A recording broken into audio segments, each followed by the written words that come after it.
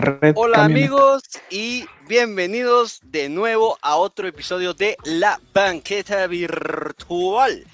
Esta noche, como casi todos los jueves, tenemos jueves de ciencia. Y por supuesto, siempre acompañado de mi estimadísima Vanessa Herrera. Vane, ¿cómo estás? Hola, buenas noches, bienvenidos a todos. Qué bueno que estén de nuevo con nosotros.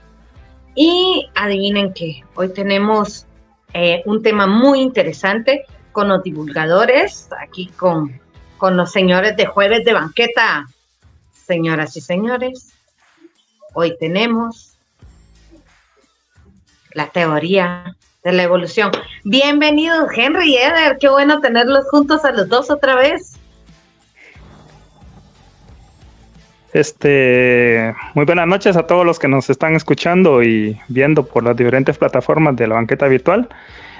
Como siempre, una semana más acá. Los tuvimos un poco abandonados por cuestiones de quebrantos de salud y algunos problemas técnicos que hubieron por ahí con Eder. Pero aquí nuevamente estamos para llevarles su píldora y su dosis de ciencia, y en este caso les vamos a hablar sobre lo que es la teoría de la evolución, algunas cuestiones superficiales y algo otras un poco más profundas, y vamos a estar contestando algunas preguntas que nos pueden ir haciendo. Y les dejo con mi amigo Eder. Gracias, Henry. Salud especial. Kevin, muchas gracias por esta invitación. Henry, Vanessa, qué gusto. Saludos a todos los que nos escuchan, a quienes nos ven. Pues bueno, estamos aquí en algo que nos gusta, hablar de ciencia, jueves de ciencia. A propósito, hermosa introducción, Kevin, súper bien, excelente. Y pues así se da ánimo, un poquito de café para seguir. Y bueno, comienza. Oh, esa taza está más grande. Uno de mis alumnos decía: es la primera vez que veo a alguien que toma en una taza más grande que su cabeza.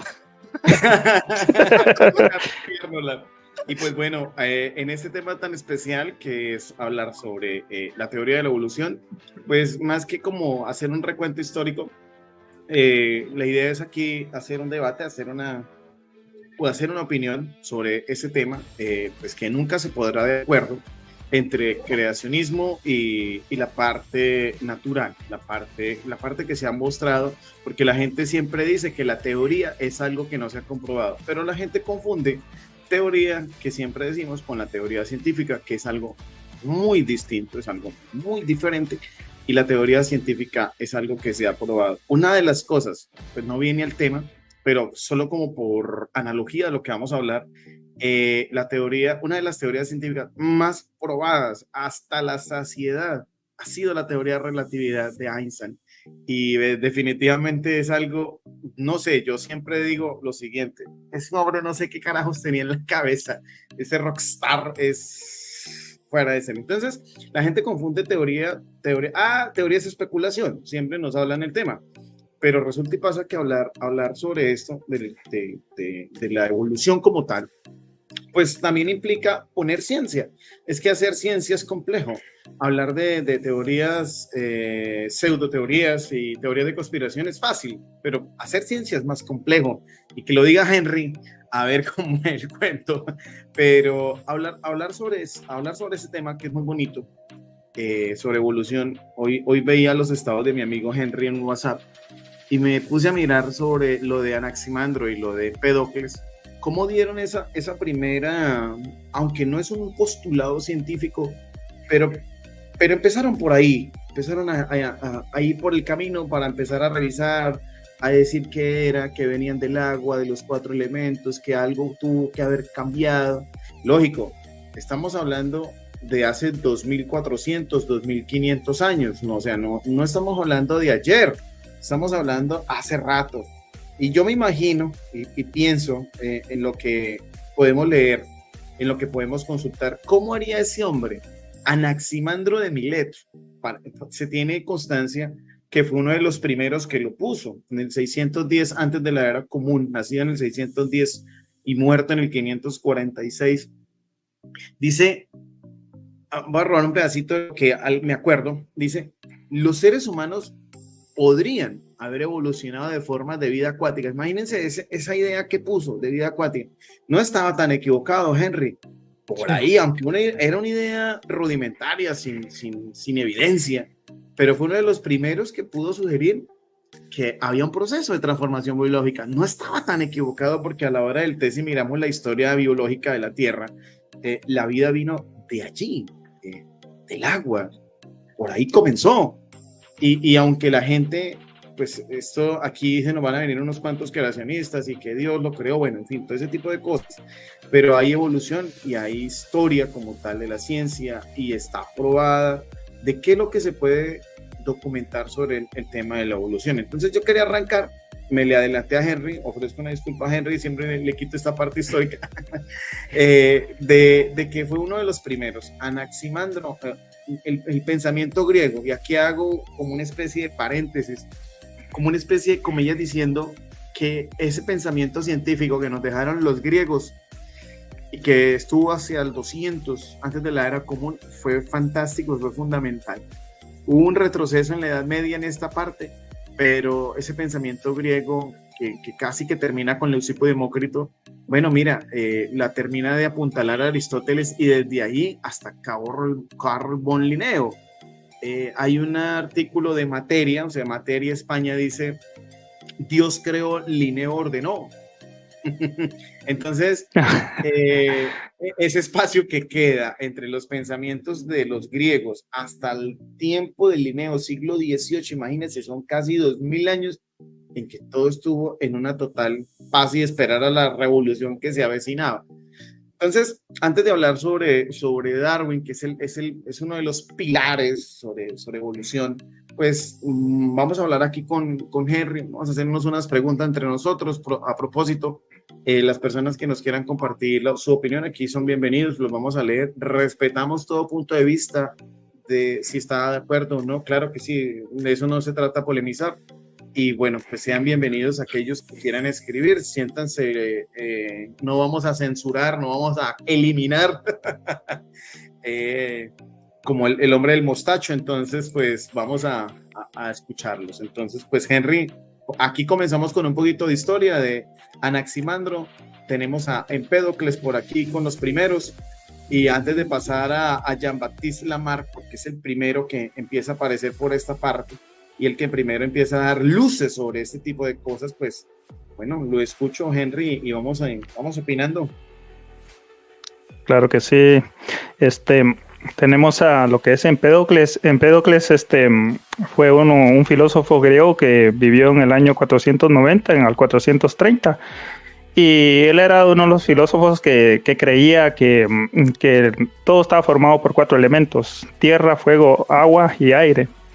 Y esa combinación en diferentes formas de los elementos daba como resultado ciertas sustancias, y los seres vivos tenían que venir de ciertas sustancias que no habían sido creados, no, que surgían a partir de esos elementos. Entonces ya empezamos a tener una cierta visión de cómo algunos filósofos, por medio de la deducción o inducción, algunos empezaban a buscar formas de razonamiento que nació con otros filósofos sobre el naturalismo. En cierta esencia, todos los fenómenos tienen una causa natural, entonces ergo la vida pudo haber sido algo natural, no sobrenatural. Y así fue como fue transcurriendo el tiempo hasta llegar a Lucrecio. Lucrecio fue un filósofo ya en la era romana. Escribió un libro que se llama, en latín se llama De Rerum Natura. Esta persona ya se acerca mucho más a lo que ahora actualmente tal vez venimos a vislumbrar nosotros, lo que es la teoría de la evolución, porque parte en su libro postula él de que un mecanismo donde los seres más aptos son los que van a sobrevivir o tienden a sobrevivir. Entonces empezamos a vislumbrar un mecanismo más o menos parecido a lo que es la selección natural, que es algo que vamos a repetir, una palabra que se va a repetir constantemente a lo largo de todo esta tertulia que vamos a tener. Y en todo caso tenemos que ver entonces qué es la teoría de la evolución, dar una descripción de lo que es la teoría de la evolución. Y la teoría de la evolución es un esfuerzo humano nos explica la inmensa cantidad de variedad de seres vivos que tenemos en la Tierra. Entonces, la teoría de la evolución nos explica por qué existen, por ejemplo, los avestruces, por qué hay caballos, por qué hay vacas, por qué tenemos pájaros, por qué hay bacterias. Entonces, nos da una explicación naturalista a los fenómenos, contrariamente a lo que el creacionismo, que dice que detrás de los seres vivos hay una mente que crea los seres vivos. En todo caso, la evolución es un mecanismo, pongámoslo entre comillas, ciego, que simple y sencillamente va a la deriva, pero en el proceso van surgiendo por ciertos mecanismos que se fueron descubriendo, aparte del que vamos a mencionar más adelante, que es la selección natural y otros mecanismos que tenemos, surge la gran variedad de seres vivos que tenemos. Y una de las primeras personas que nos intentó dar una explicación bastante ya más moderna de lo que es la evolución es Lamarck. No sé si querés abordar el tema de Lamarck, tú, Eder. Ok, Henry, pues bueno, antes de, yo te voy a robar algo y con tu permiso, este tema es muy interesante y has tocado la historia y esta cuestión a mí me gusta mucho. Hay que agregar a una persona, un pensador aquí también que, pues antes de llegar a Lamarck, está Heráclito de Éfeso, ¿sí? Quien también concibe un proceso, un desarrollo racional y en su obra Logos, ¿sí? Muchos pensadores y filósofos de la época lo negaron, pero siempre el hombre trató de ser muy racional en ese tipo de cosas. Hay un detalle histórico también para la gente, también fuera de Grecia, del pensamiento griego. Hay un pensador chino, excúsenme mi pronunciación, de nombre Zhuangzi, es decir, del siglo IV antes de la era común, mencionó en una de esas tablillas que la forma de vida tiene una habilidad innata o el poder para transformarse y adaptarse a su entorno.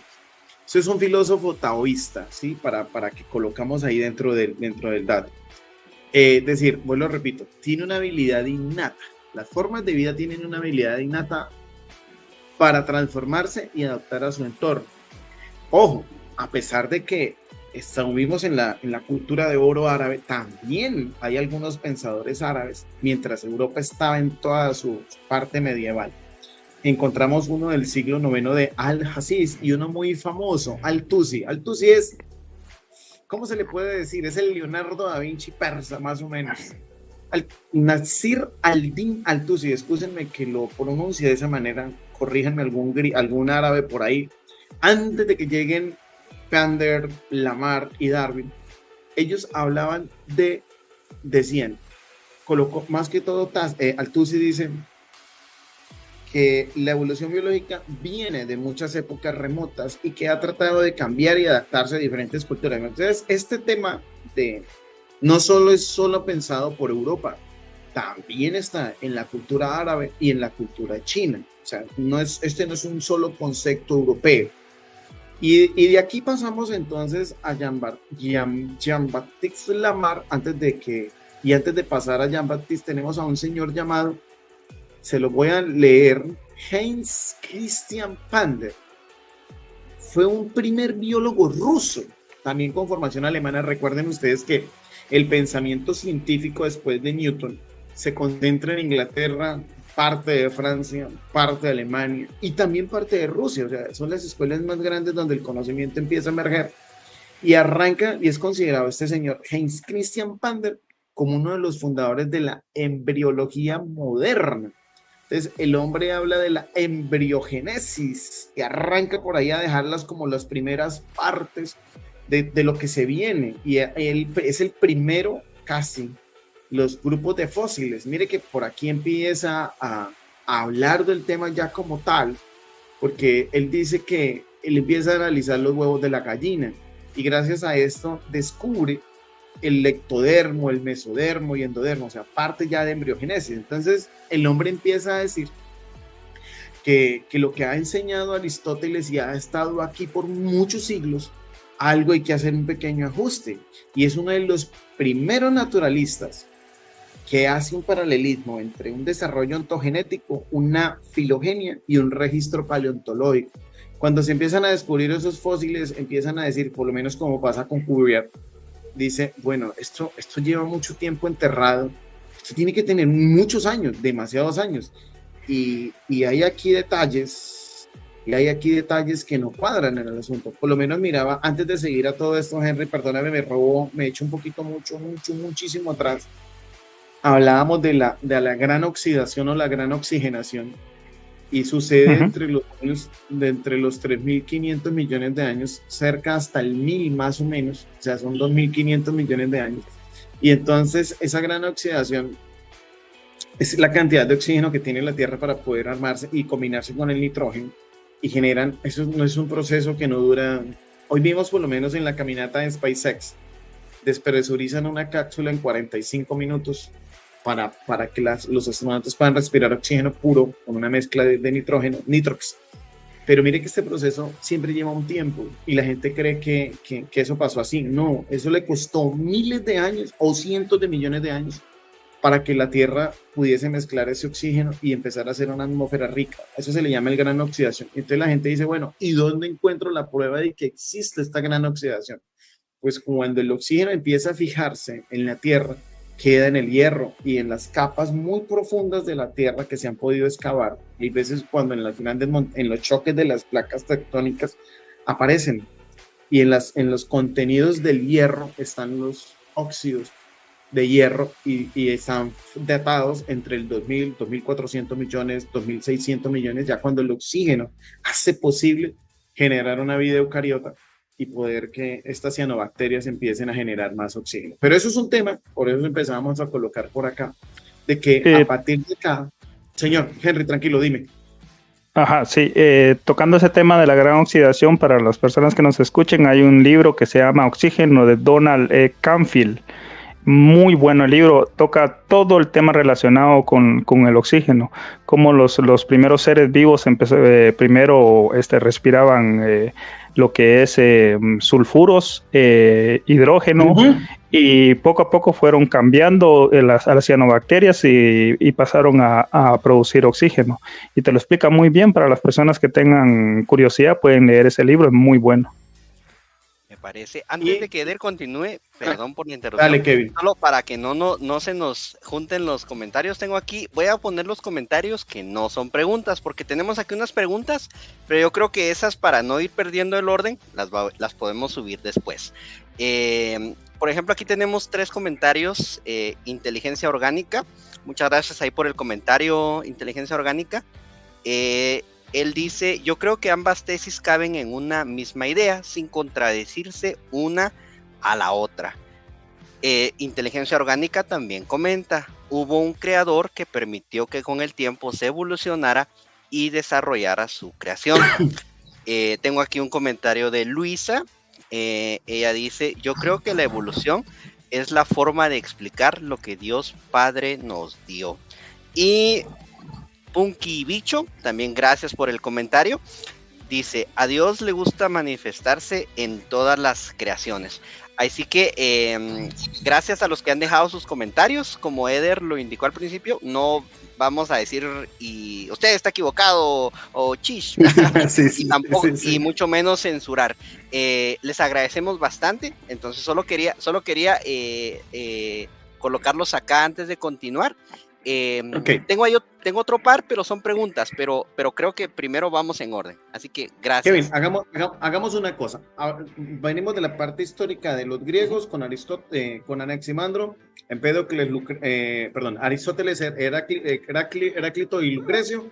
Saltamos a los chinos con árabes, que voy por aquí, ya estamos combinando con este hombre de Heinz, de Heinz-Pander, y me voy con Lamarck, termino con Darwin y podemos dar algunas respuestas, ¿te parece? Vale, me parece. Para poder unirlo. Aunque por aquí hay algunas preguntas, dice que podemos venir del mono, listo. Vamos a explicarlo un poquitito, y aunque aquí sí te corrijo un pedacito, es el dicho que siempre nos han dicho, venimos del mono, pero realmente podría decirnos que está mal postulada la pregunta, no venimos del mono, sino un ancestro en común. Pero bueno, ahora la vamos a explicar un poquito. Déjenme, terminamos esta parte histórica y nos encauzamos ya de pronto a responder. Perfecto, entonces terminamos por acá. Entonces Lamarck dice, aunque ha caído en desgracia, pero ha dejado las aportaciones son estas para apuntalar a la teoría de la evolución. Entonces dice, el concepto de organización de los seres vivos ha tratado de organizarlas de tal manera que ya no venía de una generación espontánea, que ya no veníamos del agua, como decía Aristóteles, ha armado que hay una división de un mundo orgánico a un mundo inorgánico, una revolucionaria clasificación de los animales de acuerdo a su complejidad y una formulación de la primera teoría de la evolución biológica, ¿sí? Eso no es lo que hace Lamarck. También hay una clasificación lamarckiana que tiene los siguientes criterios funcionales. Dice que tiene que tener que parte de un sistema nervioso central, una complejidad progresiva, clasifica a los animales en 3 grandes grupos: aquellos dotados de irritabilidad, invertebrados inferiores, aquellos que poseen un sentimiento interior, es decir, invertebrados superiores, y aquellos que revelan inteligencia y voluntad, vertebrados, ¿sí? Entonces, también llamada teoría de la evolución de Lamarck o transformismo. Y acá entonces es cuando viene, fuera de ellos, pues arranca, antes que Charles Darwin, viene William Russell también, pero Darwin es el más grande. Hay una cosa muy interesante: Darwin recoge esta opinión y no es una cosa que genera a partir de la noche a la mañana, no, esto hay que observar, su visita a las Islas Galápagos, en el Vigo, ese barco, y también da el pistoletazo final de lo que sería nuestra parte biológica. Por lo menos hay un caso muy particular, antes de tocar todo lo de Darwin, que pues aquí le voy a dar espacio a Henry, que es que dice la gente, bueno, no, ya nos quedamos aquí. No, incluso estamos evolucionando, por lo menos los niños ya no tienen las muelas del juicio. En muchas culturas, este tendón acá, ya cuando hacemos este tipo de movimiento, ya no está tampoco, ya estamos evolucionando, adaptándonos a esto. Incluso esta población, que en este momento sí ofrezco una disculpa porque se me escapa en este momento, han adaptado esta tribu que está en el Pacífico o en el Índico, ya lo voy a buscar y lo digo. En el Pacífico, cerca de las costas de Filipinas, son pescadores. Que ya evolucionaron su sistema, caja torácica y sus pulmones para aguantar 13 minutos. Entonces, podría generar, pues, de eso se trata la teoría de la evolución: empezar a revisar el diseño. No es que de empezar a cambiar, por lo menos desde los peces, los ojos no han cambiado mucho en relación a todos los mamíferos, pero de ahí podemos comenzar. Entonces, pues voy a dejarle un espacio aquí a mi amigo Henry, que seguimos hablando del tema, para que él nos apuntale un poquito desde Darwin, que tiene el libro en la mano. Sí, así es. Solo antes voy a tocar un tema sobre Lamarck. Lamarck hablaba de un tema que se llama la herencia por características adquiridas. Y siempre que se toca ese tema, los biólogos dan un ejemplo por antonomasia sobre cómo Lamarck creía que funcionaba la evolución, y es las jirafas. Lamarck creía que por ejemplo, creía que habían jirafas y, por ejemplo, vamos a suponer que pegó una sequía y los brotes estaban muy altos. Entonces, por hacer el esfuerzo constante, las jirafas, de estar estirando el cuello, las protojirafas, antes de las jirafas que conocemos, iban a ir constantemente alargando su cuello, y esas características las iban a ir heredando hacia sus hijos, a sus jirafitos, y esos jirafitos, igual haciendo el esfuerzo, iban a ir heredando esas características a la siguiente generación. Y pues aparentemente pues parece una buena forma de explicar cómo pudieron haber surgido las jirafas. Pero entonces aquí hay problemas que nosotros podemos tener a la vista, por ejemplo, con ejemplos. Nosotros, yo por más que me pinte el pelo de color rubio, mis hijos no van a heredar el color rubio. Si yo pierdo un brazo por un accidente en desmembramiento, mi hijo no va a heredar un brazo amputado. Si yo, por más ejercicio que haga y coma sanamente y adquiera cierta masa muscular, si mi generación hereda mi genética, que yo soy una persona ectomorfa, sea delgada, lo más probable es que le herede eso también. No va a heredar el momento en que yo, por ejemplo, estuve con cierta masa muscular. Entonces, ahí empieza a tener un problema, lo que es la explicación que intentó hacer Lamarck sobre lo que es la evolución. Ahora, con la teoría de la evolución, posiblemente es la teoría más atacada en todos los tiempos. Ni la teoría de la relatividad, ni la teoría, por ejemplo, sobre el electromagnetismo. Ninguna teoría ha sido tan atacada y tan férreamente tratado de desbancar como lo que es la teoría de la evolución. Y muchos se preguntan por qué. La teoría de la evolución tiene algo. De tajo, la teoría de la evolución a los seres humanos nos puso a la par de los animales. Los humanos dejamos de ser un ser especial, ser una creación especial, y nos puso a la par de los animales, y simple y sencillamente nosotros somos un animal más, fruto de lo que es la evolución ciega. Simple y sencillamente somos un ser contingente que pudo haber existido o no existido. Incluso los seres humanos, hay evidencia que estuvimos a punto de extinguirnos hace 5.000 años aproximadamente. Estuvimos a punto hace 100.000 años de extinguirnos. Hay un cuello de botella genético que existe en nuestros genes. A pesar de que somos 7.000 millones de seres humanos, compartimos menos variabilidad genética que los chimpancés, que son muy pocos chimpancés. Estuvimos a punto por cuestiones de climáticas, se agravó el clima en África, y se cree que la población fue más o menos, quedaron como unos 5.000 seres humanos, y de esos 5.000 seres humanos que quedaron somos los que estamos actualmente, los sapiens. Entonces, siendo retrospectiva, la teoría de la evolución es muy criticada. ¿Por qué? No necesita de un ente sobrenatural que cree los seres vivos, sino es fruto de las dinámicas de la evolución, y los seres humanos nos convertimos en un animal más. ¿Puedes seguir, Eder? Claro que sí, Henry. Pues mira, le ayudo con algo, Henry, que tú decías el cuello de botella, claro, y hay algo que hay que tener en cuenta. Antes de seguir, perdónenme, me devuelvo un poquito el tiempo, y es que de todas las especies que hay en el planeta en esta época, solo es el 1% de esas especies que vienen de hace 600, 700 millones de años, debido a las grandes extinciones que han sacudido el planeta. Ojo, el 1%, ¿sí? Entonces, en aquella primera, en la extinción del Ordovícico y el Silúrico, que pues cambió el nivel de los océanos en una glaciación inmensa, hace 500 millones de años.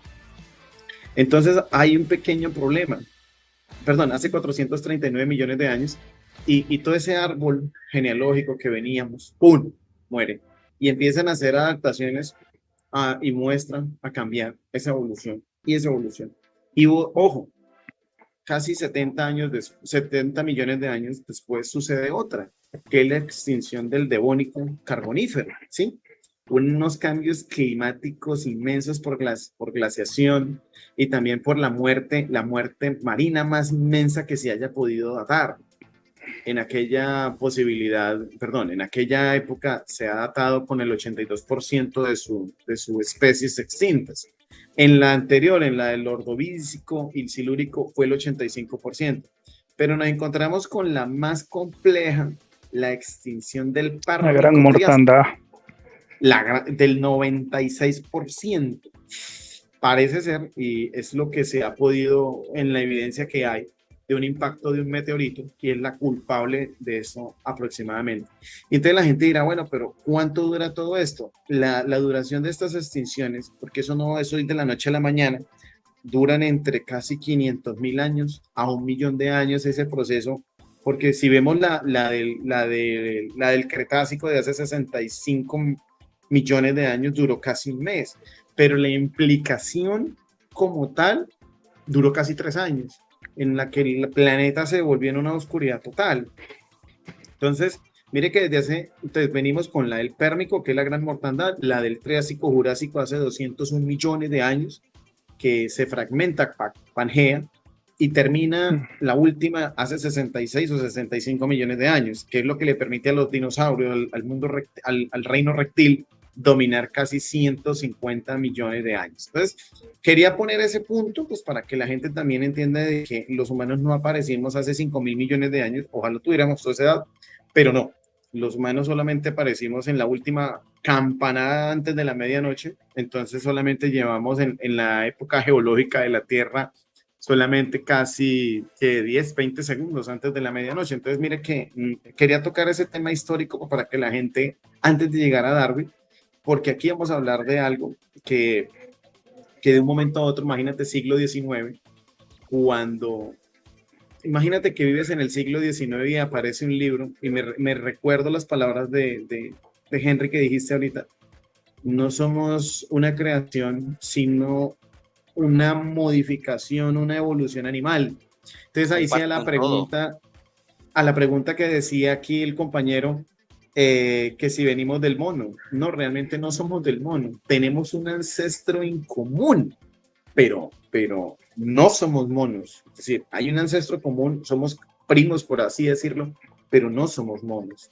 Tenemos características porque el ADN, que es otra de la parte que, como que dice, el clímax de toda esta parte de la teoría científica que lo demuestra esta gente acá de Watson y Crick, que demuestran la parte del ADN, ¿sí? Y también un especial reconocimiento, perdón, Francis Crick y James Watson, y también un especial agradecimiento a Rosalind Franklin, que es la primera que ve la fotografía del ADN, y Maurice Wilkins, ¿sí? O sea, aquí arranca la biología nuclear. Y después de Russell, que también es aceptado con Darwin en el cambio, porque gracias a los fósiles que descubre George Cuvier, hay unas características diferentes que hay entre una región a otra. Por lo menos miremos para analizar un caso muy simple. La biología que existe en Australia no se consigue en ninguna otra parte, porque Australia se separa de la masa aquí de Antártica hace unos tantos millones de años, y se pudo tener una vida distinta. Están los canguros, está el ornitorrinco, que no se consigue en ninguna otra parte, y son cambios que anotó Darwin en esos viajes. Ojalá la gente se pudiera leer el libro como tal de Charles Darwin. Es uno de los 100 libros que hay que leer antes de morir. Es una lista, por así decirlo, pero la gente ojalá lo leyera y entendiera, porque la gente que ataca, me robo tu frase, Henry, esta es la teoría más atacada sobre la historia, sobre la faz del planeta, pero la gente si entendiera, si pudiera leer, porque la gente se deja llevar, pero si pudieran entender, por lo menos que nosotros también, no es que aquí quedamos, también estamos evolucionando y estamos adaptando, incluso, o una de dos, o nuestro cerebro se encoge un poco porque lo estamos refinando a través de toda la experiencia que tenemos, y puede ser que el cerebro se encoja un poco y sea más grande. Eso hay que revisarlo. Entonces, estamos importante, claro que sí, incluso para no ir lejos, hace unos años se sacó un estudio un poco comprobado en el cual Eder, disculpa la interrupción, solo que tu audio empezó a escucharse un poquitito mal. Sí, se escucha un poco mal. Ok, voy a mirar si la conexión. Ahora sí. Ya corregí aquí la conexión, qué pena con ustedes. Hay un dato que, pues para ir apuntalando, porque después de Darwin hay alguien que merece también un crédito especial, y perdónenme aquí este dato histórico de Darwin, y es un monje muy especial. Yo creo que ya Henry, ya. Hay una historia bonita porque ese hombre, esa única persona, creó una ciencia, una sola disciplina de la ciencia, la genética. Ese monje, el jardín donde todo comenzó, el jardín de las arvejas, por así decirlo, nada más y nada menos que Gregory Mendel, ¿sí? También nos agrega esa ciencia espectacular de la herencia, el mecanismo hereditario, y pues eso es un trabajo valiosísimo. Y ojo que murió creyendo que su trabajo no le iba a importar a nadie, pero mire todo lo que demostró, y gracias a esto todo lo que ha podido ayudar. Entonces, tocando el tema histórico, tocando lo que ha dicho Darwin, imagínate que estás en el siglo XIX y sale con un libro diciendo la evolución es así, existen estas cosas, pues claro, crea un dilema y una polémica tremenda en la parte religiosa, ¿sí? Pero hay algo que el pensamiento científico ya venía desde Newton, que fue el que primero abre todo, pues ha apuntalado la base. Nuestro conocimiento científico no tiene más allá de 400 años, mucho. Entonces, hay muchas cosas por seguir demostrando, claro. La ciencia no puede comprobarlo todo porque no tenemos todas las herramientas y es una disciplina que se autocorrige a sí misma. Entonces, tuvo que pasar hasta Einstein para que hiciera algunos ajustes a la teoría gravitacional de Newton para ajustar la órbita de Mercurio, un ejemplo. Entonces, no se nos haga extraño que durante un tiempo también haya que hacer algunos ajustes a la que haya algunos pensamientos de Wallace o Darwin, o incluso a algunos postulados que haya dejado Mendel, ¿no, Henry? Sí, así es. Cuando Charles Darwin era hijo de un médico, era una persona no acaudalada, pero una persona que tenía una vida bastante cómoda. Y su padre quería que estudiara medicina. Antes los estudios en lo que es Inglaterra, buena parte tal vez en Latinoamérica, son de memorización. Y detestaba los estudios. Él siempre le gustaba la biología, le encantaba ir a recolectar escarabajos. Cuentan las anécdotas que agarraba un escarabajo con una mano, encontraba otro con otra mano, encontraba otro, se los metía en la boca, a veces tenían mal sabor. Pero conoció bastantes personas donde él estuvo estudiando, y en eso llegó un anuncio de un barco, el Beagles, iba a zarpar en un estudio biológico. Hay que entender que Inglaterra en esos tiempos era un país que para empezar era la potencia marítima, estaba en plena expansión y en lo que es el imperio se dio cuenta de que financiando los estudios científicos obtenían ciertas tecnologías que les servían a ellos y por eso se terminaron convirtiendo en una potencia. El hecho fue de que Charles Darwin en sus diferentes estudios en Argentina, en las Islas Galápagos, que es la más famosa, se dio cuenta de que ciertos animales que estaban bastante emparentados tenían características diferentes. Dígase las tortugas. Unas tortugas en unas islas, por ejemplo, tenían el cuello más largo, que eran de la misma especie, en otras el cuello más corto. Algunos pinzones que se dedicaban a comer, por ejemplo, ciertas semillas, tenían el pico más grueso y eran de la misma especie. Otros que se dedicaban, por ejemplo, vamos a suponer, a comer insectos, tenían los picos adaptados para eso. Y empezó a darse cuenta él de que había, porque estos animales que eran de la misma especie, eran bastante diferentes. Y a lo largo de mucho tiempo, de varios años, empezó a mandar sus investigaciones y estudios y empezó a recopilarlas.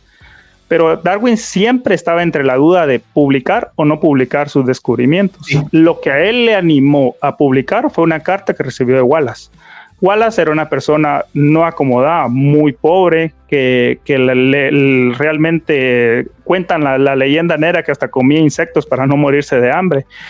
Pero Wallace le envió a Darwin, que era en ese tiempo ya era un biólogo bastante respetado, le envió la documentación a Darwin de que él había encontrado un mecanismo que daba como resultado la especiación. ¿Qué es la especiación? La especiación es cómo ciertas especies terminan convirtiéndose en otras especies. Entonces se animó Darwin, porque si él no publicaba, Wallace se le iba a adelantar. Y publicó este libro, que este libro terminó marcando la época de Inglaterra. Que no solo de Inglaterra, diría yo.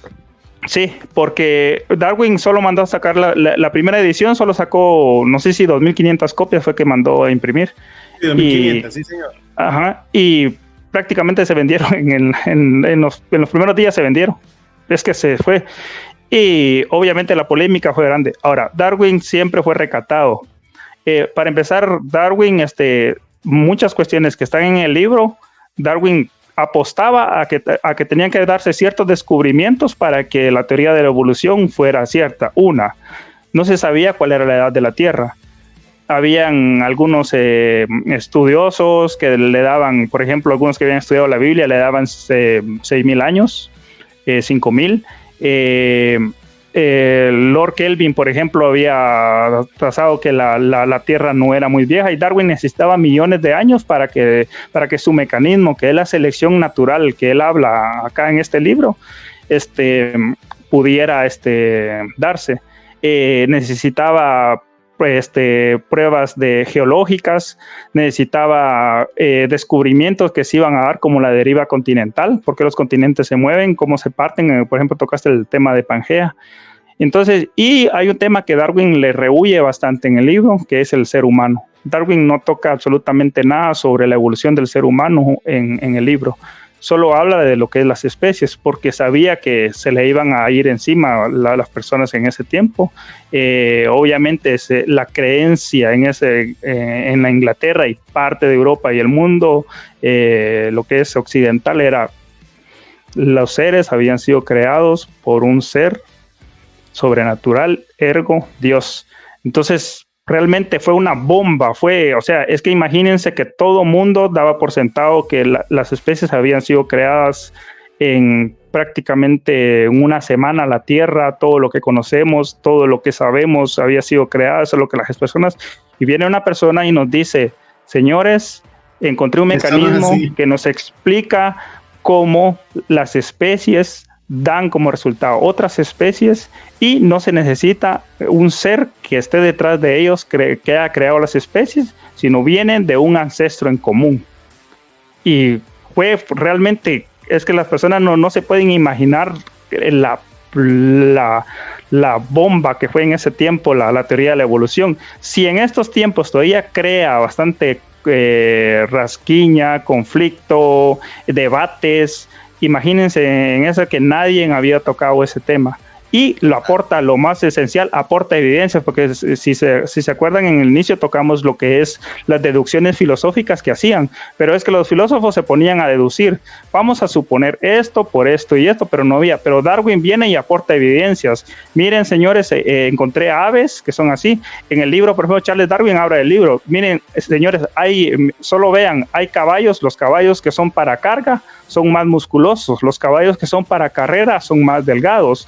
Las palomas, las palomas buchonas tienen el buche más grande, pueden cantar más, hay ciertas palomas que pueden volar más, y entonces se empieza a dar una serie de explicaciones muy elegantes y amparadas con la evidencia de cómo, por ejemplo, la selección que ha hecho el hombre con perros, la selección artificial que se le termina conociendo ahora, da ciertas especies de animales. Ahora imagínense la naturaleza y dándole el tiempo suficiente lo que puede pasar, y eso es con lo que concluye Darwin, que todo lo que nosotros tenemos actualmente. Hay una frase, Henry. Perdona, Eder, antes de ir contigo con la frase, quiero poner más comentarios, porque creo que hay comentarios bastante interesantes. Tú dice aquí inteligencia orgánica, no hay que negar que somos muy parecidos a los monos. Sí, yo conozco un par de gente ahí que parece cara de mono. No, mentiras. Vamos a tocar ese tema. El ser humano, en sí la palabra mono no es correcta. Nosotros nos parecemos a los primates y nosotros pertenecemos a una familia que se llama los homínidos, que son los grandes simios. Y los grandes homínidos pertenecen a otra familia que se llama los homininos, que es otra familia más amplia. Entonces es una familia bien amplia, pero es incorrecto decir que el ser humano está emparentado con los monos. Monos es una palabra que en biología no calza. Por ejemplo, son primates. Ajá, primates, y están los grandes simios, y los grandes simios se dividen en familias que son los homínidos y homininos, que muchos ya se extinguieron. Ok, aquí así es. Me parece. Yo conozco unos primatones así, entonces eso de gran primate sí lo confirmo. Son mentiras. Dice aquí que la diferencia del debate es lo interesante. Es lo interesante, sí, totalmente. Y en el mayor respeto, ¿no? Totalmente. Dice acá, no hay nadie en casa, tema interesante, siempre me ha llamado la atención. Evelyn nos dice, qué fuerte esa frase, nos puso al nivel de los animales. Creo que nos bajó el ego y nos recordó nuestro espacio en el universo. Y tengo una opinión que no está de acuerdo. Aquí inteligencia orgánica nos dice, tampoco estamos a la par de los animales. somos reyes en esta creación-evolución. Este es un paraíso y nosotros somos los más privilegiados. Los animales son nuestros hermanos menores. Menciona aquí. Adelante, Henry. Vamos a tocar un tema. La evolución, muchos creen de que la evolución funciona para crear algo. La evolución no tiene conciencia propia. La evolución no dijo un día voy a crear caballos, voy a crear ovejas, voy a crear gallos, pavos reales. La evolución no es ciega. Por eso hay un libro de Richard Dawkins que se llama El relojero ciego. La evolución es ciega. Es ciega. La evolución no. La evolución nunca pretendió crear seres humanos. Los seres humanos somos seres contingentes. En filosofía, un ser contingente es un ser que pudo haber existido o no pudo existir. Ahora, vamos acá. La inteligencia es una anomalía en la naturaleza, o sea, al nivel de los seres humanos. La mayor parte del tiempo, mira, la vida más o menos se rastreó ante 3.500, 3.800 millones de años existe la vida. Más o menos 2.500 millones de años fue vida bacteriana la que hubo en el planeta. En la explosión cámbrica, que fue más o menos alrededor de 500 millones de años, ¿va a ver más o menos el cámbrico? Así es. Más o menos. Empiezan a surgir los seres complejos. De ahí para acá, hasta actualmente, hasta ahora que se tengan evidencias, han existido seres con inteligencia. Ahora, la inteligencia no es garantía de supervivencia. Veamos un ejemplo. Las cianobacterias. Las cianobacterias han existido desde hace 2.500 millones de años y están acá. El ser humano, el Homo sapiens moderno, tiene alrededor de 100.000 años de existir. Y nada nos garantiza que vamos a estar dentro de 1.000 años, o 5.000, o 1.000.000 de años. Y lo más probable es que las cianobacterias sigan existiendo. Entonces, ¿qué es ser superior? Sobrevivir a casi todas las extinciones que han existido en el planeta, sobrevivir por miles de millones de años, o solo por tener inteligencia nos hace superiores a nosotros. Esa pregunta se la dejo a la persona que nos acaba de decir la pregunta. También se la contesto con una pregunta: ¿qué es ser superior? Eso, heredarle los genes a las próximas generaciones por cientos y cientos de generaciones, o ser más inteligente pero posiblemente extinguirse en el proceso. Ha existido, el ser humano no es el único Homo que ha existido. Ha existido lo que es el Homo antecesores, el Homo florensis, lo que es el hombre de Neandertal. Han existido varias especies emparentadas con nosotros que tenían cierto nivel de inteligencia, y el único que queda actualmente es el Homo sapiens. Entonces, ¿qué nos garantiza que nosotros también nos vamos a extinguir? Entonces, a veces el antropocentrismo que nosotros tenemos, o sea, que el mundo gira alrededor de los seres humanos, a veces nos hace creer superiores a los demás seres. Pero cada ser está adaptado a un ambiente. Por ejemplo, los extremófilos. Los extremófilos son seres que viven en profundidades con altas presiones, a altas temperaturas, donde hay poco alimento o en lugares muy tóxicos. ¿Será que nosotros podríamos sobrevivir ahí? No. Entonces, ¿quién es más superior en ese? Cada ser se desempeña en su área donde ellos es un nicho, y esa ventaja que ellos tienen la explotan al máximo, y eso es lo que hace la evolución, darle esas ventajas a los seres. Excelente. Henry, tocabas un tema muy bonito y te la voy a combinar con algo que tocaste sobre esta especie humana que somos nosotros en este momento. El Sapiens solo lleva, lo que tú decías, 100.000 años, no tiene más. Es un parpadeo. Porque los neandertales duraron mucho más y no están, de acuerdo. Incluso el Homo habilis, más o menos creo que es el más viejo de todos, si no estoy mal. Henry puede equivocarse, puedo equivocarme aquí, pero 2 millones de años contra 100.000. Incluso estuvimos los tres, denisovanos, neandertales y sapiens, conviviendo los tres. Entonces, nosotros creemos que, te robo este detalle, Henry, solo porque me fascinó lo que le tocaste. Queremos que todo gira. Estamos en un, ¿cómo lo podemos decir, Henry? Para no tocar el famoso geocentrismo humano. Nuestro ego. O nuestro ego. Yo diría nuestro ego. Exacto, pero tú tocaste algo, tú tocaste antropocentrismo. Antropocentrismo. Me la robo otra vez, porque es que creemos de que existe solo para nosotros y que nosotros, pero realmente nosotros solo estamos de paso, solamente es un cambio, es un pequeño detalle y nadie nos garantiza que nosotros vayamos a estar aquí, por lo menos ahora, dentro de 150 años, estamos libres de un golpe de un meteoro, ¿sí? Eso es, no meteorito, perdón. Eso es lo que se tiene en la evidencia. ¿Quién garantiza que de aquí a allá no estemos? Y mire que lo que tú decías es cierto. La parte, nosotros estamos muy emparentados, los humanos, con los orangutanes. Sí, vieron la noticia hace poco, hace unos meses, del orangután que utilizaba esas hojitas para curarse esta herida casi, Henry. ¿Sí? Entonces, nosotros estamos emparentados con orangutanes, gorilas, chimpancés y bonobos, ¿sí? Dentro de la misma familia de primates hominoides, ¿sí? A lo que viene. Tenemos un descendiente en común, pero realmente no somos monos por eso. Nuestro ADN, que se comparte con ellos, es casi un 99%. Entonces, ese 1% es lo que hemos cambiado en solo 100.000 años, ¿sí?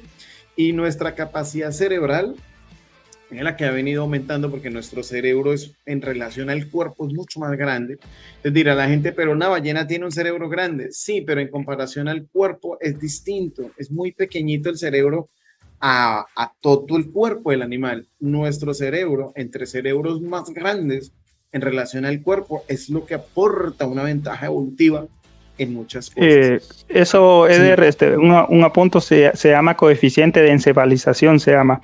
Se divide el tamaño del cerebro por el cuerpo y da un coeficiente, y el que casualmente el que tiene más alto es el del humano, que tiene como 7, y el que le sigue es el delfín, que es como 5.6 más o menos.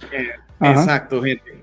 Entonces, me leía un libro no hace mucho tiempo, ya lo voy a decir, es sobre qué pasaría dentro de 10 millones de años, cómo estaría nuestras especies. ¿Estaremos primero todavía aquí o habrá cambiado, o habremos cambiado? ¿Sí? Es un debate interesante. Incluso, ahora bien, tocábamos un tema y los compartí hace unos días en una publicación, de que el cromosoma Y de nosotros ya viene, es decir, en 11 millones de años ya nuestro cromosoma como tal, el Y, el que aporta este género masculino, no existirá. Vendrá alguna mutación, algún cambio. Lógico que algunas personas me escribieron que eso no era posible, porque su deidad ha dicho que eso vamos a existir siempre. Pero hablando en términos científicos, abre la posibilidad, ese cambio en ese cromosoma, para una evolución de más especie humana, porque al estilo reptil, y algunos reptiles todas son hembras, ya no hay machos. Y es simplemente partenogénesis. Exacto, sí señor. ¿Qué va a pasar con nosotros? Es una buena pregunta que queda aquí en el debate y se ha tocado aquí, mira, en este preciso momento de la teoría de la evolución, ¿no? Así de sí. Normalmente, volviendo al tema de que tocó la persona en la pregunta anterior, la mayor parte de las personas piensan que el fin teleológico, o sea, el fin último de la evolución, es crear seres humanos. Y la evolución, vuelvo a recalcar, es ciega. La evolución no tiene un fin, simple y sencillamente la evolución es un mecanismo, la teoría de evolución, que explica la variabilidad de especies que hay. Y la selección natural es uno de los mecanismos que existe, que selecciona las especies más aptas, las que pueden heredar el material genético a la siguiente generación, las que mejor se pueden reproducir o las que pueden llegar a reproducirse. Entonces, actualmente, por ejemplo, existen ciertos mecanismos, aparte diferentes a la selección natural, que se complementan a la teoría de la evolución. Porque, ¿cuál es la diferencia entre ciencia y dogma? Henry, se nos trabó Henry, a ver si no se le fue el internet. ¿Tú todavía me escuchas, Eder? Sí, estoy por acá, Kevin. Se nos quedó ahí Henry un poco trabajo. Sí. A ver si no se le fue la luz. Bueno, Mientras viene Henry, a ver si de pronto nos ilumina, sigue, porque el hombre... Lo voy a bajar un poquito. Tranquilo, adelante. Este debate de Henry es fantástico. Y lo hemos tocado muchas veces cuando nos escribimos por WhatsApp. Entonces, hablando, lo que estaba tocando Henry, y es que muchos de los caminos evolutivos durante todos estos 3.000, 2.500 millones de años, se han perdido muchos siglos de vida muy interesantes, ¿sí? Especies por lo menos como los dinosaurios que gobernaron durante 150 millones de años aproximadamente, ya no están aquí. Sus adaptaciones más próximas son las aves. Entonces mire que lo que él tocaba ahorita es cierto, Kevin, de que o castigamos la inteligencia o nos podemos adaptar, ¿sí? Ahora sí, Henry ya está aquí de vuelta. A mí era que, según yo, a ustedes se les había ido la señal. Les decía de que lo que es la diferencia entre ciencia y dogma es que el dogma es algo que no cambia. La ciencia va cambiando constantemente, va desechando cuestiones que estaban erradas o va ampliando lo que es el conocimiento. La teoría de la evolución de Charles Darwin por sí misma ya es obsoleta. Actualmente a la teoría se le conoce como teoría sintética de la evolución o neodarwinismo.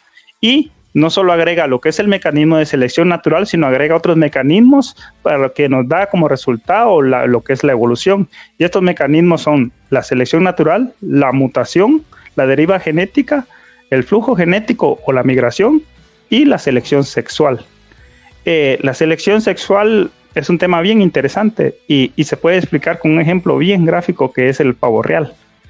Los pavos reales, la cola del pavo real no tiene ni una sola utilidad para la alimentación, para los depredadores. La cola del pavo real es un estorbo para el pavo y es un gasto de energía innecesario. Pero las hembras del pavo real, entre más grande y vistosa es la cola, más se sienten atraídas hacia el pavo real. Entonces, los primeros pavos reales que tenían la cola más larga son los que tenían más probabilidades de reproducirse y heredaban esos caracteres a la siguiente generación. Y en sí, los pavos reales que tenían la cola más larga a la subsiguiente generación, esos terminaban heredándole el carácter a la siguiente. Ahora, podríamos decir entonces la cola le va a seguir creciendo infinitamente? No. ¿Por qué? Porque una cola muy larga es un peso que le da problemas al pavo real para volar y puede ser depredado muy fácilmente.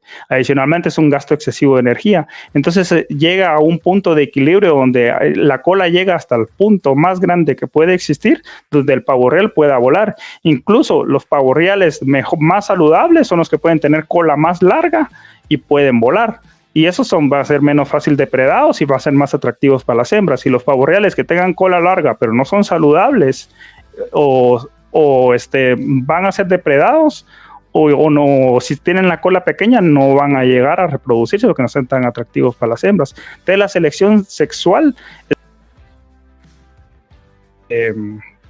de lo que es evolución en las especies, y eso crea en las aves algo que se llama dimorfismo sexual. Por eso las aves son tan vistosas. Son tan vistosas las aves, porque si se dan cuenta, miran al macho de las aves. Miren, por ejemplo, en Guatemala, nuestra ave nacional es el quetzal. Miran al macho del quetzal, es la cola larga, colores vistosos.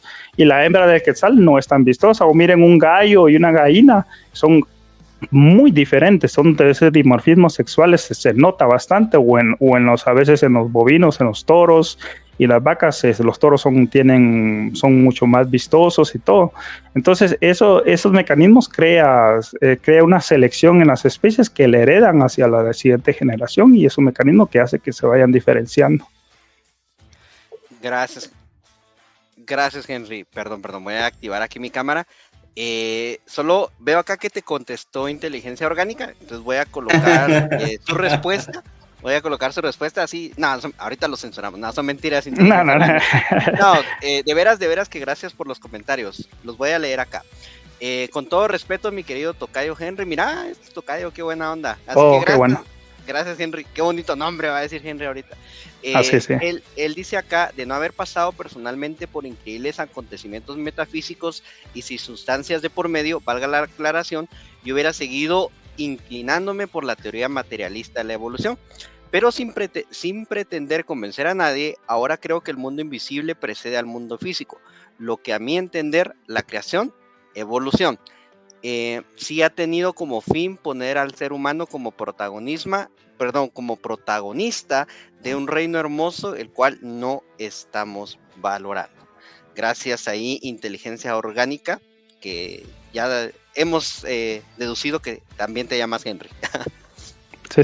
Sí, total. Sí.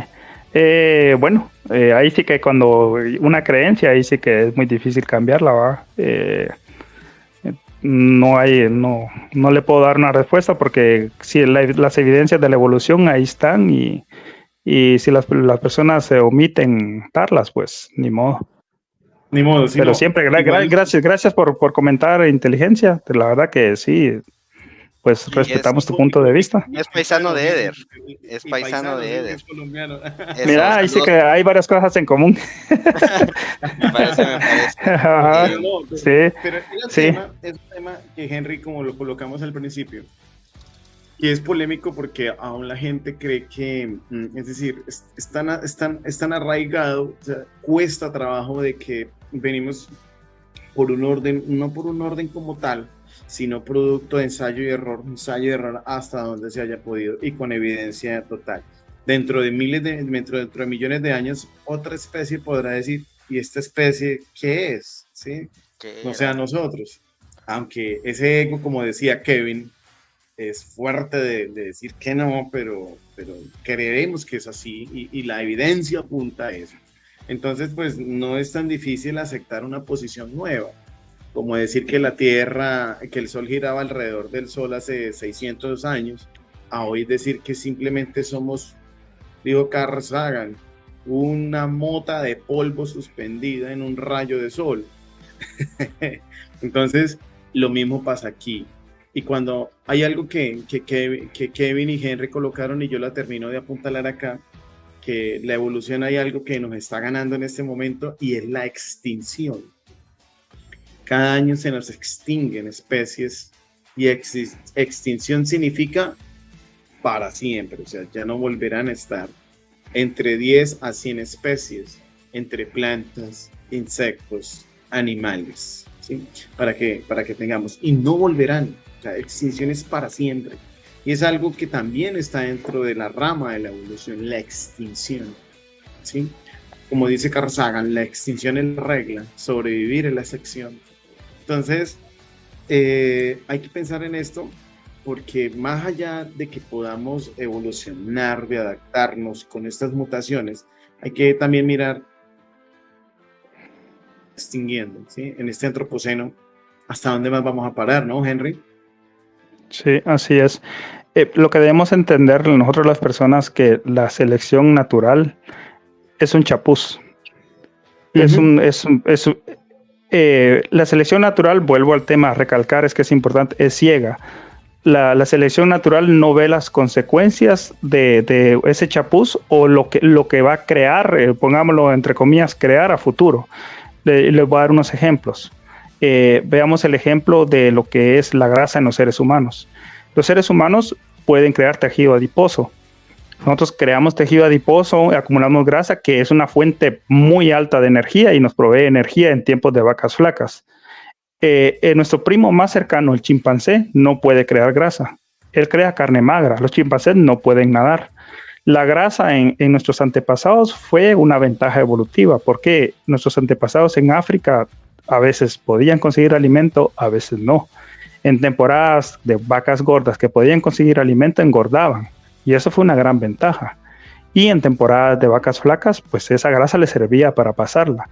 ¿Qué pasa ahora que los seres humanos tenemos acceso bastante? La buena parte de la humanidad, aunque por desgracia todavía existe hambre en algunos países, o incluso en los nuestros, Guatemala es un ejemplo, por desgracia, de ello.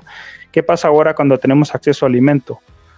Hay epidemias de obesidad, y con la obesidad se vienen enfermedades derivadas de ellos. Vemos los países industrializados, buena parte de la población padece de obesidad.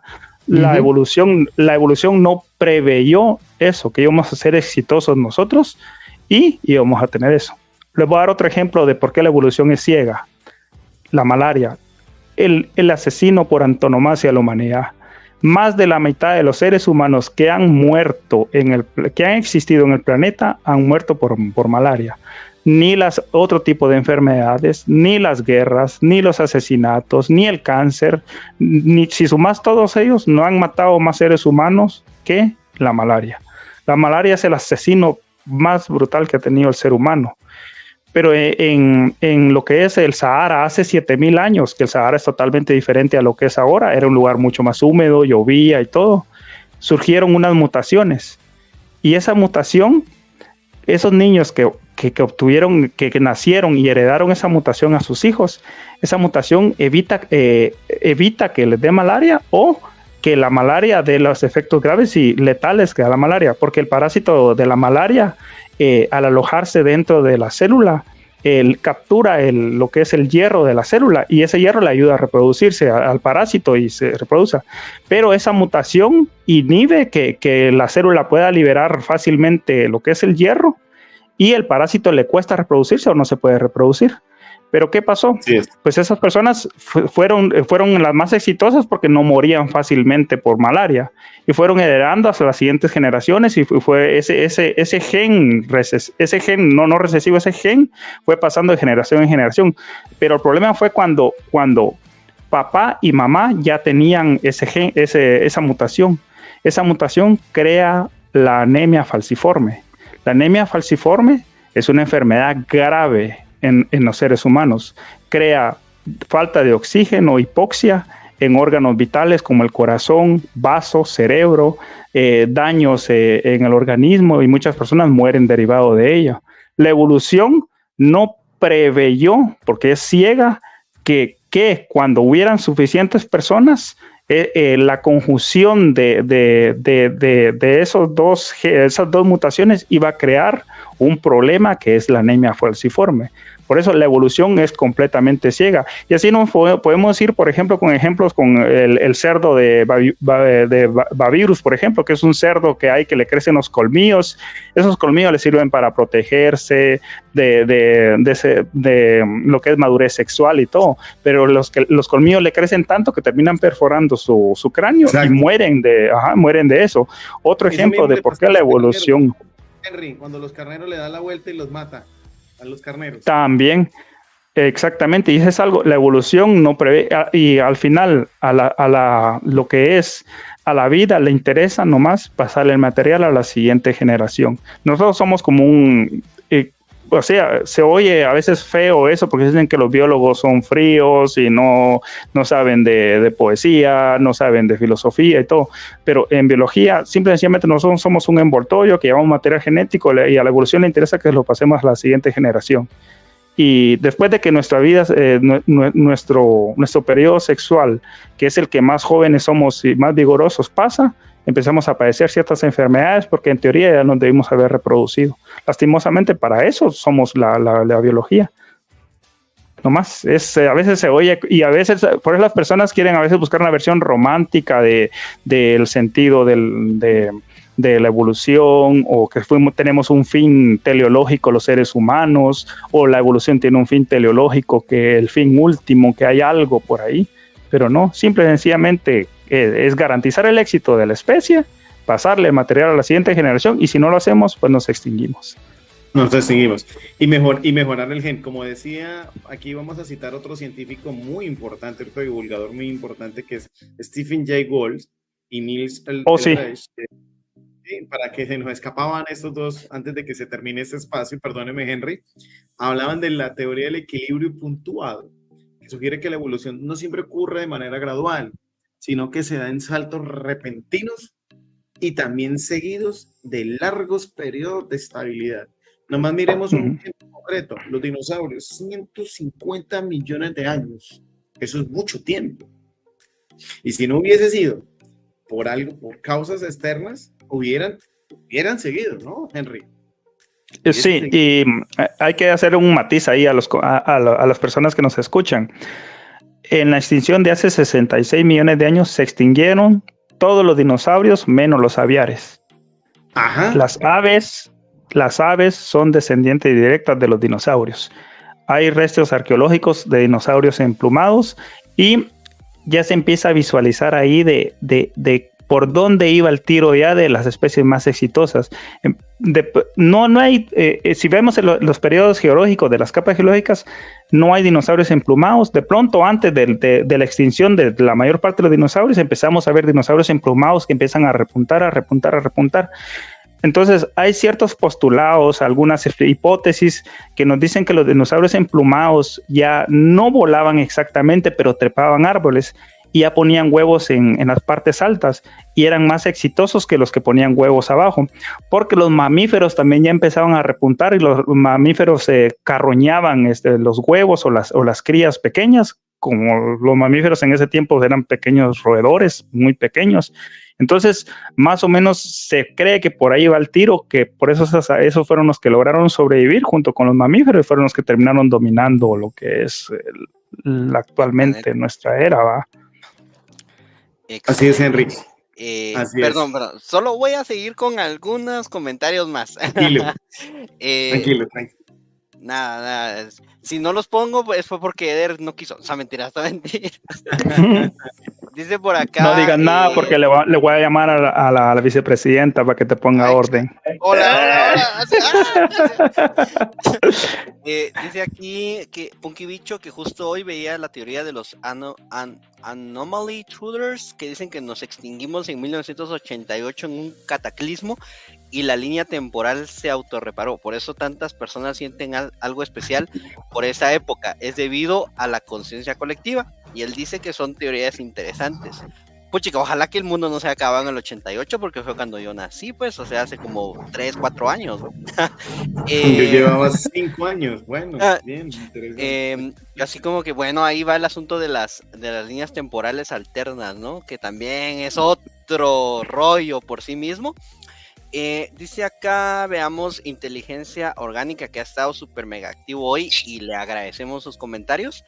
Él dice, era el punto que tocaron ahora en ejemplo de evolución con la tribu esta que está aumentando su caja torácica. Pienso que uno de los puntos fundamentales del arriendo humano es la evolución de la ética y de la moral. Veamos por acá, hay otro comentario también de inteligencia orgánica. Yo creo que hasta cuando la Tierra estaba en un estado gaseoso, ese estado gaseoso tenía conciencia e inteligencia propia. Muy bien, interesante punto de vista. Voy a ver aquí que no se me escape ninguno. Veamos. Tengo acá uno de un viejo conocido y que desde qué ratos, creo que fue uno de los primeros comentarios que yo dije que eran preguntas y yo creo que la pasamos y el Cosme me va a odiar. Dice acá que si aún se trata la idea del eslabón perdido o ya quedó descontinuado. ¿Le das tú, Eder, o yo? Dale, Henry, dale. El eslabón perdido es un término totalmente descontinuado, no existe un eslabón perdido. Salieron unas tratar de dar explicaciones sobre el origen, por ejemplo, del hombre, y que se iba a encontrar un antecesor que era el que simplemente iba a conectar a todo, pero es que vamos con el horizonte. Vas buscando el horizonte y nunca lo vas a encontrar. Suponete que existe un eslabón perdido, lo encuentras. Entonces necesitas conectar ese con otro.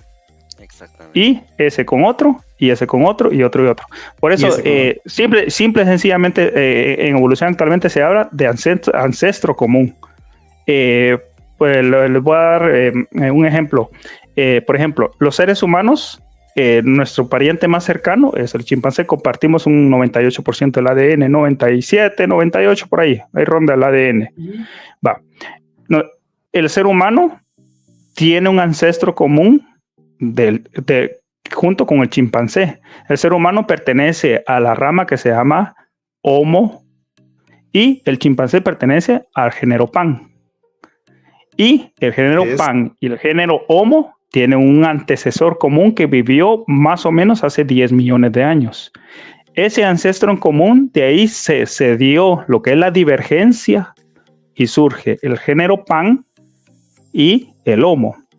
Y esa rama es como un árbol, se parte, el género Homo tiene todas sus variantes que tocamos, el Homo sapiens, que somos nosotros, que es el más reciente, el Homo erectus, el Homo, ¿cuál me podrías ayudar con nosotros? El Neandertal, que es un poco más reciente, pero los más antiguos, Eder.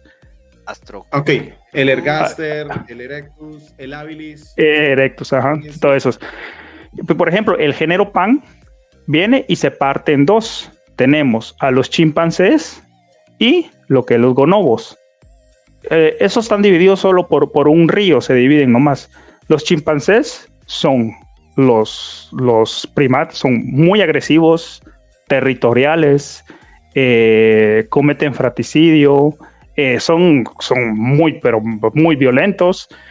Y si tú vas al otro lado del río, está el género Pan, los bonobos, que es del género Pan, que son sociables, nada violentos, y todo lo solucionan con... sí, eso. es que solo me imaginé así como que los chimpancés, así que Henry me va a entender más esta referencia que Eder. Los chimpancés son a 18. Son mentiras. Y los bonobos ya sería Shela. En la película de El Quinto Elemento, cuando le dice el presidente, ¿y dónde están mis héroes? Y el científico dice, están en... Cabal, estaban en la cámara, pero estaban... Sí. Entonces, volviendo al tema de ancestro común, eslabón perdido, no existe. Es un tema totalmente desactualizado que surgió, pero eso no fue aceptado por la comunidad académica. Algunas personas hablaron de eso, pero no existe. Actualmente se habla de ancestro en común. Entonces, imaginemos la evolución. Es un árbol gigantesco, las ramas estamos nosotros, esas ramas puedes extender, puedes ver tus antepasados y todo, y vas a llegar a la convergencia del tronco. En el tronco hay un ser que creo que es del que deriva toda la vida, que actualmente se le conoce como Luca. Luca es un acrónimo en inglés que es el ancestro común de todos los seres vivos. Es el organismo que dio la gran variedad. A partir de ese organismo fue divergiendo. Fue el primer organismo que dio. Es que ni siquiera se sabe si existieron otros tipos de forma de vida, que es lo más probable. La Tierra, imagínense como un inmenso laboratorio. Y ni siquiera se sabe si surgieron otros tipos de formas de vida, que es lo más probable. Pero la forma de vida más eficiente y que mejor se adaptó al medio, terminó devorando, sustituyendo, ganando la carrera. Y ese organismo que es Luca, que no se sabe qué es, porque podemos deducir porque obviamente tuvo que haber un primer organismo vivo. Ese organismo es el que da como resultado toda la cantidad de seres que tenemos ahora. Y un error común de muchas personas es pensar o decir que la teoría de la evolución explica el origen de la vida. La teoría de la evolución parte de un ser ya vivo, y a partir de ese ser vivo, por los mecanismos que existen como la selección natural, las mutaciones, la selección sexual, que eso ya es después, la deriva genética y otras cuestiones, surge toda la cantidad de vida que tenemos. Y actualmente, como Eder lo tocó en el principio, básicamente un 1% de todos los seres que han existido y existen es lo que vemos actualmente nosotros. Es inmensa, esos millones de seres vivos, esa cantidad de plantas que vemos, que nos parecen unas cantidades infinitas de especies de plantas, de insectos, de peces, de aves, pero solo eso es un 1%, el 99% se quedó en el camino, perdió la carrera, y otros se siguen quedando, como tojeders. Todos los años se extinguen otras especies que jamás vamos a tener, porque las condiciones que llegó a crear esas especies fueron únicas, y esas condiciones jamás se van a dar. Las condiciones que llegaron a que el humano se convirtiera en humano fueron únicas. ¿Por qué? Fueron sucesos contingentes, erupciones volcánicas, glaciación, África se secó, los primates que vivían en árboles perdieron la cobertura forestal, tuvieron que bajar a buscar alimentos, solo las especies que pudieron erguirse, ver más allá y que fueron gradualmente evolucionando, pudiendo caminar erguidos, una dieta omnívora y otro montón de cuestiones, terminó en el largo camino después de más o menos 10 millones de años a dar a lo que es el Homo sapiens, y que ahora ustedes, Eder, yo y las personas que nos estén escuchando estemos acá. Pero una sola cuestión que no hubiese sucedido, una erupción volcánica o algo, un suceso contingente, no estuviéramos acá, no que posiblemente estuviera otro ser inteligente o posiblemente no hubieran seres inteligentes que pudieran tener esta discusión, porque como recalco, la inteligencia no es garantía de supervivencia, somos un experimento, si se podría decir, de la evolución, pero lo estoy poniendo entre comillas, dígase entre comillas un experimento, porque no ha existido otro ser inteligente, no hay evidencia de que haya existido y probablemente no vaya a existir. Ajá, porque hay un gran filtro que existe, que incluso la paradoja de Fermi podría explicar eso, porque la inteligencia puede ser que ni siquiera llegue si es que existe vida en otros planetas.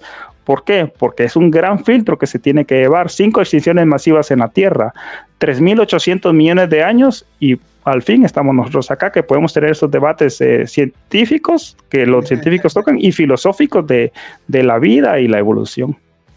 Henry, dos cositas para ir cerrando. Uno, tocaba sobre el eslabón y aquí hay algo que te agrego simplemente sobre el hombre de Piltdown, el mayor fraude en la historia de la paleoantropología, ¿no? ¿Sí? Que por eso es que se genera esa pregunta que hizo este muchacho, el eslabón perdido, cuando realmente eso es una farsa, ¿no? Piltdown es un pueblo Sussex en Inglaterra, ¿sí?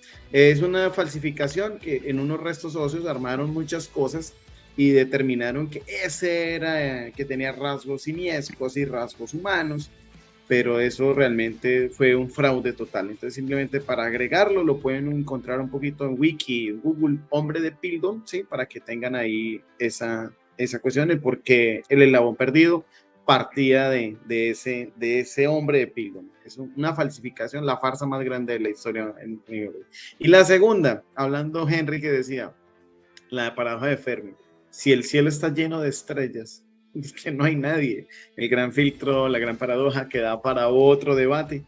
Y antes que nada, pues agradecerle a todos los chicos que aquí nos escribieron, las señoras, señores, hombres, mujeres, niños, me imagino gracias. Que también están aquí pendientes. Muchísimas gracias. Solo que viene una pregunta, ¿cuántos en línea estaban en este momento? No sé si tienen la medición. Sí, hasta este momento tenemos a 39 personas. 10 nos están viendo en YouTube. Hola, saludos hasta YouTube. No olviden darle like y suscribirse. Una personita nos está mirando en Facebook. Yo estoy seguro que se trata de Evelyn Vega porque es el comentario de Facebook siempre. Y 28 en Twitter. Bueno, muchas gracias a todas esas personas.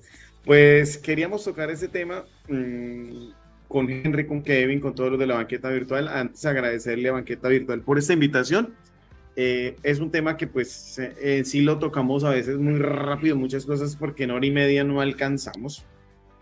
Respetamos a todas las personas desde su punto de vista, tienen todo el derecho a opinar, así nosotros no estemos de acuerdo y así algunas evidencias científicas digan que no, pero hombre, ese es el respeto.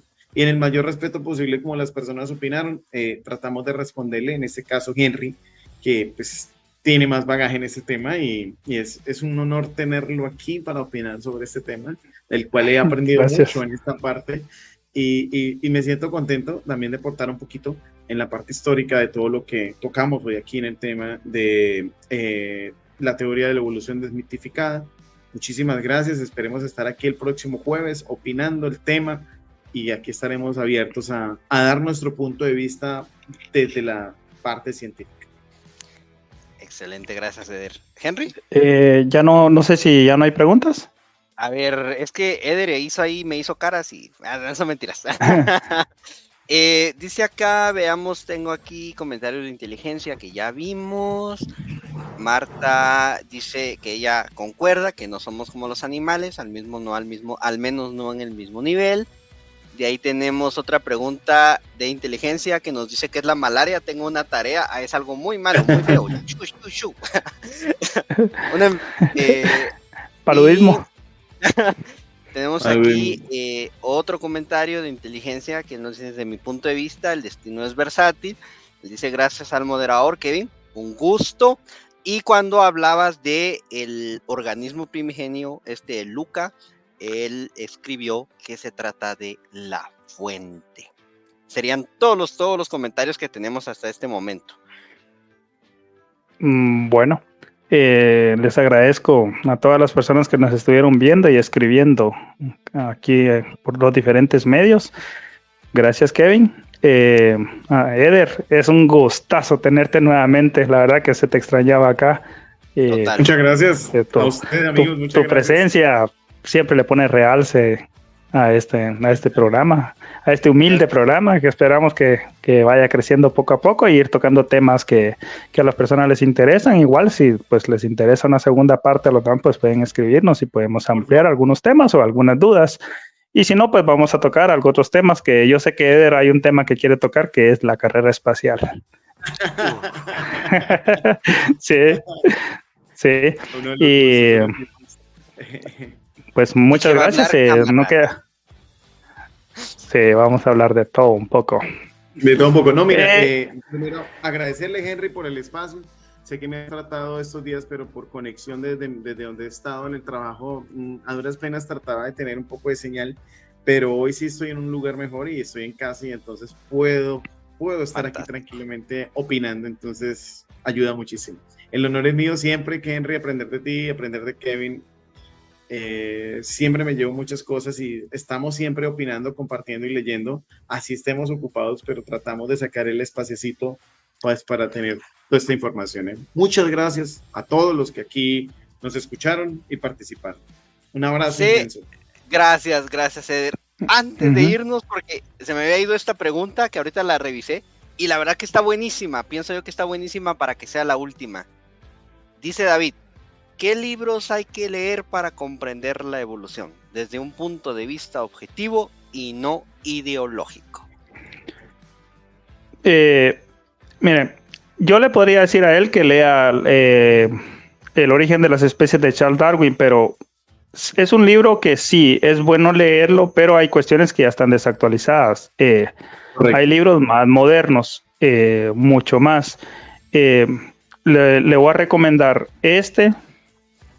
que se llama El gen egoísta de Richard Dawkins. Este libro toca lo que es la genética, cómo los genes al final buscan la forma de poder sobrevivir los genes, de no quedarse en el camino rezagados. Incluso le voy a dar un adelanto al compañero acá. Richard Dawkins popularizó la palabra meme. Y la palabra meme, la teoría memética, no tiene nada que ver con el meme que nosotros tocamos a veces. O sea, sí tiene que ver, pero el meme lo toca desde un punto de vista de cómo las ideas pasan de generación en generación y las mejores ideas se refinan y van buscando la forma cómo sobrevivir. Igualmente lo hacen los genes. Los genes buscan la forma cómo sobrevivir, cómo a veces parasitan, cómo ellos pasan de la siguiente generación, cómo ellos nos dominan a nosotros, pero no de forma directa, sino de una forma en que venimos preprogramados para actuar de ciertas formas altruistas. A pesar de que el libro dice el gen egoísta, los seres humanos somos altruistas y buscamos cómo darle que nuestra genética o los parientes más cercanos sobrevivan y aunque ese material genético que es idéntico al de nosotros pase a la siguiente generación. Hay otro libro que se llama El gen egoísta extendido de Richard Dawkins, El relojero ciego de Richard Dawkins. Es muy bueno, toca de por qué la evolución tiene un fin último, sino la evolución es completamente ciega. Los de libros de Stephen Gould. Ajá. Solo que esto sí no me acuerdo los nombres de estos. Henry, ¿puedo recomendar uno que me leí hace unos meses llamado Primates al Este del Edén, del año 2023, de Juan Ignacio Pérez Iglesias? Recomendado, por favor, el que lo quiera leer, fabuloso. Y hay uno del maestro Carl Sagan, aunque ya tiene sus añitos, pero lo voy a recomendar, Los Dragones del Edén. Dragones del Edén, muy bueno. Muy bueno. El tercer chimpancé, y está también La peligrosa idea de Darwin. No me acuerdo el autor ahorita. Esos libros se los recomiendo a esa persona. Son buenos. Son escritos por biólogos. Richard Dawkins, Richard Dawkins, la parte. Ajá. Henry, La peligrosa idea de Darwin es de Daniel Dennett. Sí, es el maestro Dennett. Es fenomenal. Richard Dawkins es etólogo. La parte en biología es la que se le aplaudo a Dawkins. En filosofía, Dawkins sí es totalmente ideológico, no se lo recomiendo a los demás. Yo sé que hay partes muy buenas de él, pero lo de la biología, él como biólogo es uno de los mejores biólogos que existe actualmente. Se lo recomiendo. Esos libros no tienen desperdicio de biología de él. Entonces le recomiendo a la persona que puede empezar por ellos. Vale. Y esa etología de Dawkins es bárbara, es súper. Sí. Ya tiene material de lectura, David, para un par de meses, aunque sea. Sí. Bueno, chicos, pues de veras, que el tema, usualmente decimos 1 hora, pero es que el tema es muy extenso, como decía Eder, incluso hora y 31 minutos, que es lo que llevamos, es bastante poco. Pues desde nuestro lado, ustedes ya saben que pues los jueves de ciencia ya son parte de la banqueta. Entonces la próxima semana pues estaremos bastante interesados en tenerlos acá para hablar de la carrera espacial de la NASA, de la Unión Soviética, del alunizaje, de Laika y de todo lo que podemos tener. Nuevamente agradecemos a todos los que se conectaron, a todos los que comentaron y a todos los que se conectaron y no comentaron, les agradecemos también. Les agradezco también a ustedes 2 chicos en nombre de mío y de mis compañeros, de Carlos y de Vane. Ahí que Vane tuvo un poco de problemas técnicos, por lo tanto por eso fue que solo estuvo al principio y después ya no. Pero estoy seguro que ella estaría súper mega contenta con el tema. Al resto de las demás personas, pues les recordamos no olvidar darle like y suscribirse en YouTube y seguirnos en todas las redes. También les comentamos que la banqueta virtual ya tiene Patreon. Entonces, por aquellos si nos quieren apoyar, nos pueden encontrar en patreon.com/banqueta virtual y pues su nombre lindo, hermoso, estará en nuestros créditos finales y también les agradeceremos obviamente al aire. Así que Eder, Henry, nuevamente muchísimas gracias. Al público, nos vemos en el siguiente episodio de su banqueta virtual. Hasta pronto. Gracias. Gracias.